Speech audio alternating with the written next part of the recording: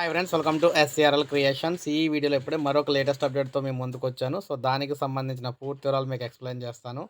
ఇక టాపిక్లోకి వెళ్ళిపోదాం మనం. ఆదిలాబాద్ జిల్లాలో రోడ్డు ప్రమాదం.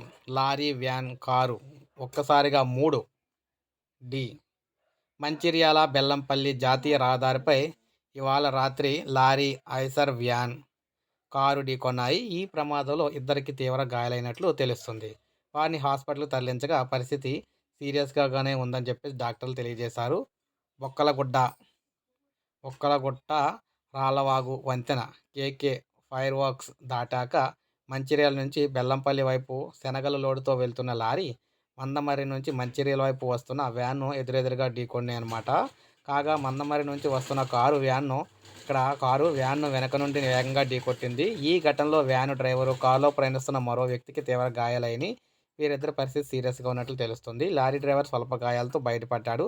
అతివేగమే ఈ ప్రమాదానికి కారణమని చెప్పేసి తెలుస్తుంది. క్షతగాత్రులను అంబులెన్స్‌లో మంచిర్యాలకు తరలించి చికిత్స అందిస్తున్నారన్నమాట. సో ఈ విధంగా అయితే జరిగింది సంఘటన.